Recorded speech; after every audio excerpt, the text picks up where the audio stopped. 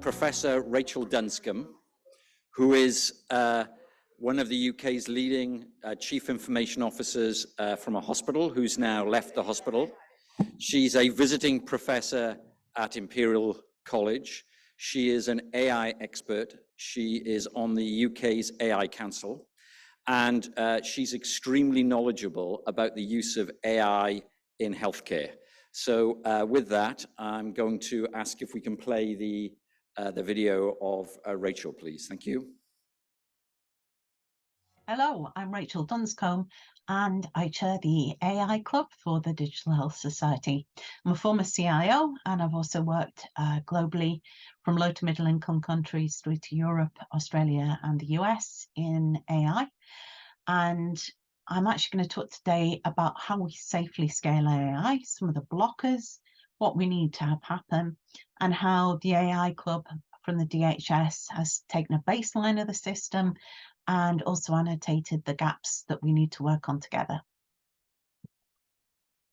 So AI in healthcare is a really interesting domain. As I said, you know, I'm a former CIO, and I've done a lot of work as the CIO of the most digital set of hospitals and healthcare system in the NHS. And so for me, I had a real frustration that we couldn't scale AI. And it turns out there are some common reasons for that. Now, we all see the tip of the iceberg, as I call it, which is the possibility of AI and these wonderful solutions. And that's something that, you know, we see a lot of excitement about across the globe. There are some absolutely fantastic solutions happening. You know, I've just been working with the guys at OpenEHR around some of the work that they do on prevention in eye care. In Africa, and that's transferable globally. That can work, you know, in the UK, it can work in Africa, it can work in South America. But we have things that are not standardized that stop us from adopting those things so easily. So one of those is governance, evaluating risk, opportunity, and the quality assurance. And we need to certify AI once and then manage it through its life cycle, as its performance will change as you use it on different patients, as it is retrained. And we need to control and understand how, you know, algorithms are performing for the life that they used. And there's no standards around that at this point in time. Workflow redesign and human factors. We equally need to make sure that these algorithms are usable. We need to plug them into other systems. We need to have a human interface. We need workflow around it. And it needs to be beneficial in the way that it is deployed. Again, best practice around these things is yet to emerge. Research is yet to happen at scale for us to understand how that should be done. And then at the system and patient level, how do we redesign a whole healthcare system or a set of pathways to leverage AI? You know, we might have certain interventions that we've got, but how do we then plug those in to create a better healthcare system for our patients? And how do we unconstrain, say, the geography of healthcare or the need to go to hospital using these? So that system redesign in an AI age is another consideration. I call this the iceberg of AI. We see the possibility at the top, but underneath there are all of the things we need to consider, and we need standards for and evidence for as well across the globe. Now, the AI Club is a group, as I said, of health systems, academics, those working in life sciences, and policymakers who have been brought together just over a year ago by the Digital Health Society to explore and annotate the opportunities and challenges for AI in the healthcare sector. We've looked at the baseline, we've looked at the gaps, and we've looked at where we need to go. And during this first year, we've looked at the current global situation, we've looked at best practice, and we've looked at the needs of healthcare systems. And we've created a reference paper to aid health systems and policymakers. Now, the strategic commentary around this. The AI Club has really found a lot of progress, as I said, at the grassroots in AI. So for those people that are creating AI on the ground, CIOs, CMIOs, doctors, nurses, technologists, there's some really compelling stories. We've looked right across the different continents, and there's some very compelling, promising work from every region. But what we're seeing is people are not able to transfer those technologies or transfer what they've deployed to different areas in the same country or region or internationally. And we're not doing AI at scale and pace.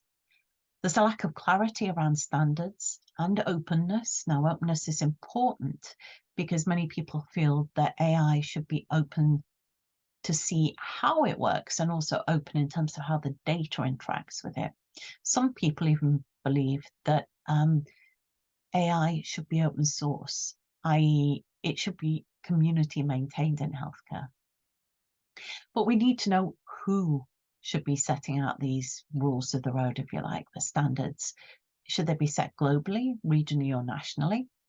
And who should set them? Governments, industry, or not-for-profit organizations? And I think we know that, the UN is a convening body that has a very unique set of possibilities to help with this challenge. We also need coordinated action urgently in terms of practical frameworks for implementation. Many of the frameworks that we have seen are conceptual and don't really talk about how you deploy something. And we're very lacking in skills as well. We do not have enough skilled individuals globally who can work in these arenas. We need to undertake skills development.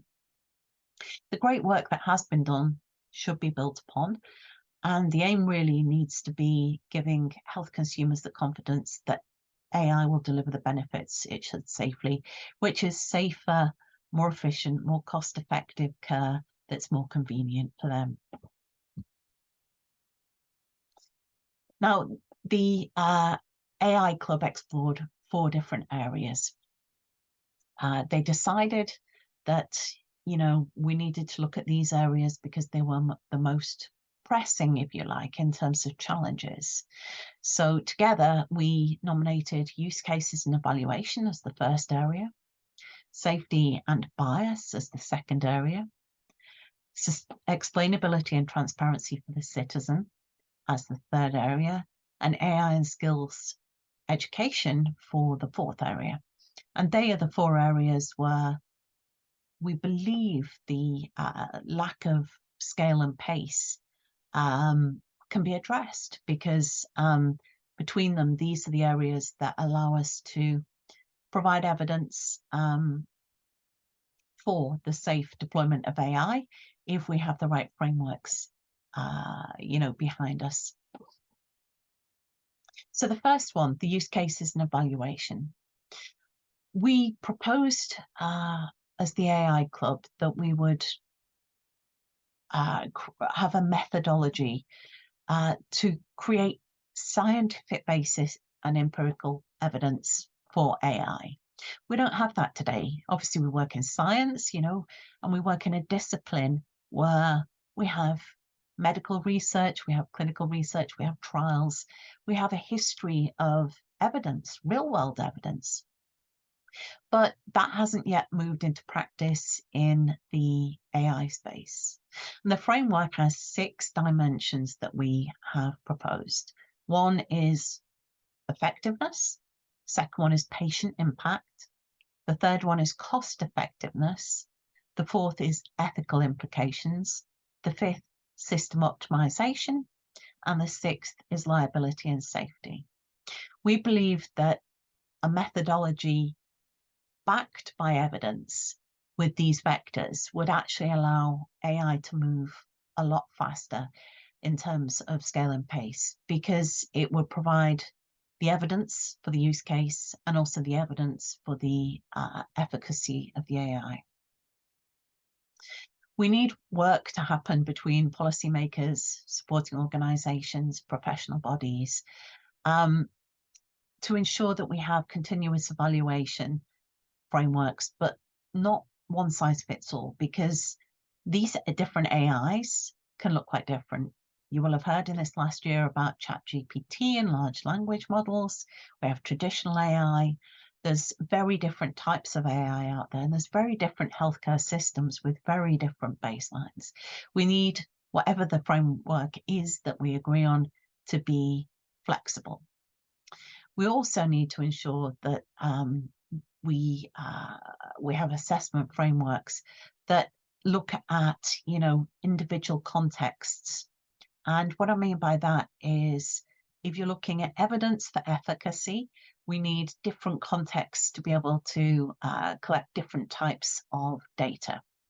Some of the data may be the outcomes from the patients. Some of the data may be from healthcare systems. Some AIs may work just for clinicians, others for patients. So we need to be able to customize how that works. And the overall action from this group was to create standardized but flexible evidence-based evaluation frameworks for AI. I think our view is, if we can do that globally, that would be probably the most logical way, and then creating a sort of way of gathering evidence and submitting evidence for an AI intervention. The next use case or case that we were looking at was around how we actually how we manage safety and bias. Now, obviously, different data sets have bias in them. Sometimes not using big enough data sets means that you get bias. And with different AI opportunities, there are risks, there are opportunities. So we need to make sure that these frameworks are sort of, measuring both the safety of the AI and the bias within it, but also balancing the opportunity to improve the health and well-being of a population. We did, however, find that not all AI in healthcare has the same risk. The lowest risk are those around automation and administration, slightly higher risk informing clinical management. The sort of high risk again was driving clinical management, and then the highest risk was diagnosing or treating individual patients. What's interesting about this is our belief is that organizations or health systems really should start with automation and administration and build out their confidence and competence in deploying AI and managing the life cycle of AI in order to move on to the more difficult and higher risk cases. We do have a huge amount of benefit that AI can deliver, but we need to make sure that it's trusted by all patients. And we need to make sure that we have peer review and open critique of algorithms. And that again comes to the open perspective. Can we see into the algorithm? Can we see how it's using data and what the data is? We want to make sure as well that all groups in society participate in interacting with AI in terms of its commissioning, its deployment, evaluating it. And we do, really encourage people to consider all of their society being represented in whatever AI projects they are doing. The actions from this group were the creation of an evaluation framework for risk and opportunity for use cases, creating frameworks to ensure training data is fit for purpose and does not introduce bias. That's making sure the data set is representative of the populations it needs to serve and is big enough and of a high enough quality. The final one is creating a safety framework for transparency of AI and the data it is trained on. So allowing people to see exactly what data has been used and how the data has been interacted with. The next vector or area was explainability and transparency for the citizen. And it's very, very important that our citizens remain confident that we are doing the right job. And they must see how we're actually evaluating AI. It needs to be something that, can be shown.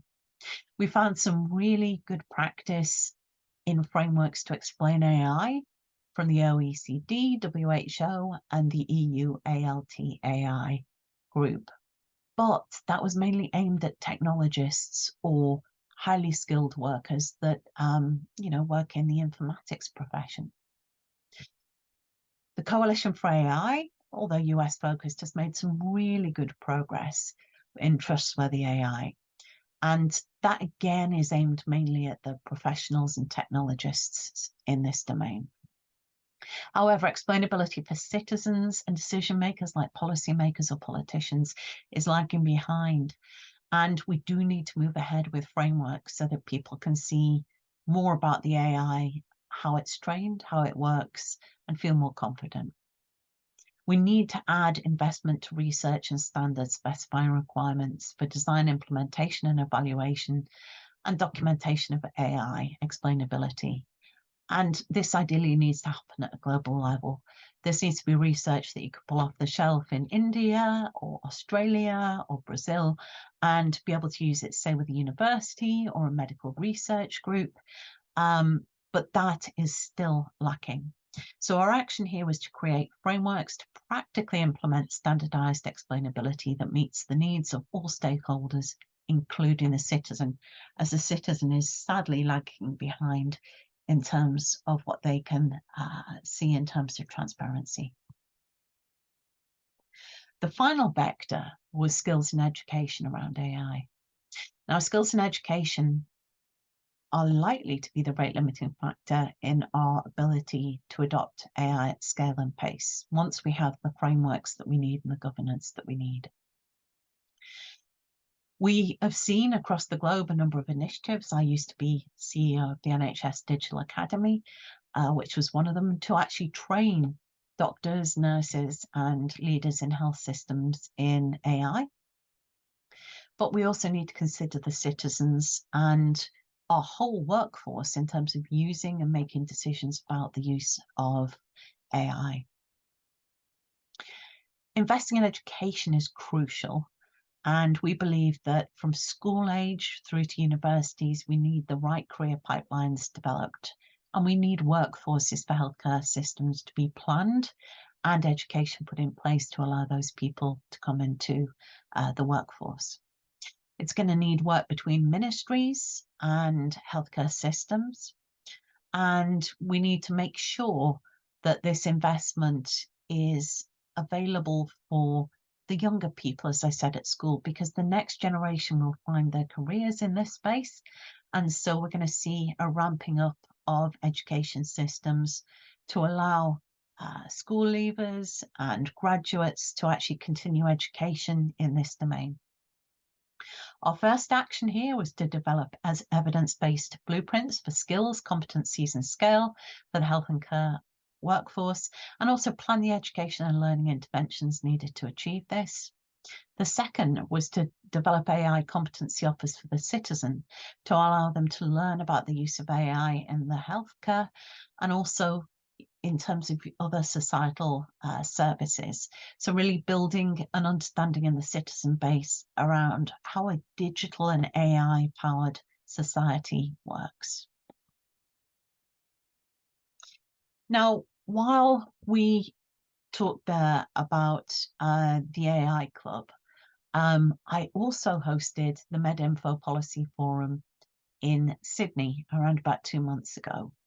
And this was a gathering of policymakers, ministries, and organizations like the WHO, considering what we need to do with advanced technology, including AI, in terms of policy.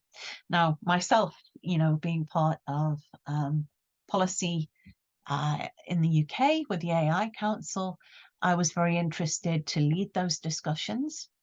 And we came out with a set of recommendations that I thought were worth sharing with you in view of the AI Club's recommendations.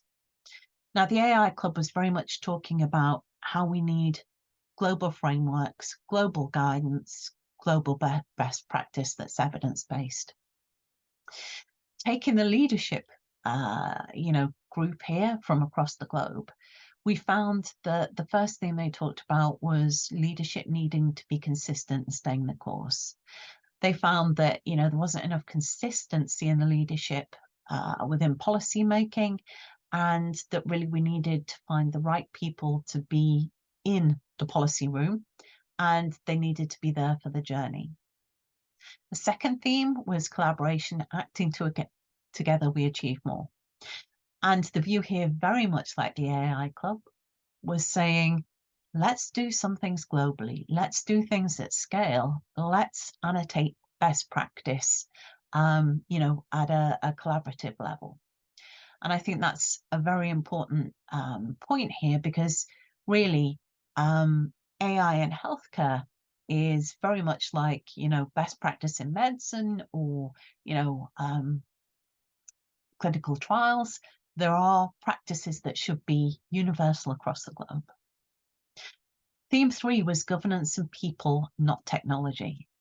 And that's, to a degree, very similar to my iceberg. We see the very exciting technology at the top, but actually let's focus on governance and people, the skills. So that really did echo, again, the AI Club's findings around this being around governance and skills and people. The next theme was agility and innovation, not bureaucracy. There was a reflection by everyone in the room that the cadence or the speed of policy making had to change because we needed to be more reactive. We've all seen what happened with ChatGPT.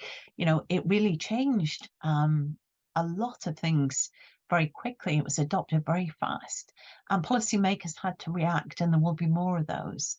I have seen one government that is now creating agile policy teams, and I think that's quite good because they can react faster. Bureaucracy is less relevant than ever. The next theme was design for tomorrow, not now. And the point around that was really that if we design our healthcare system of today, but using AI, we're missing the opportunity to reimagine the healthcare system with the capability of AI. So we need to reimagine how we can deliver healthcare with these new technologies, not just take little pieces of what we do today and try and automate them. The opportunity is far bigger than that. And the final theme was momentum and follow through. This was really a rallying call that we needed momentum. We could see what was happening in every other aspect of society, and we need to follow through because this can and will improve lives and save lives. And so overall, it was very interesting for me to see that both within the AI Club, but also the MedInfo Policy Forum, there was really quite a common set of findings and recommendations between the policy groups, the academic groups, the healthcare systems, and life sciences. So I'd just like to thank you for this opportunity to speak. And I would like to also, encourage you in whatever you do to support global partnerships and global collaboration at scale and pace to allow AI to safely save lives and improve lives. I have been part of a learning health system that proved that that is possible. I would really like to also say that the AI Club and the group that I have worked with have done a fantastic job here. We'll be carrying on and creating papers through the next few years to actually annotate how we make this progress. And I'm hopeful that the society, the digitally enabled society of the future, will have AI as a core pillar of healthcare, actually providing those benefits that we want to see it doing. Thank you.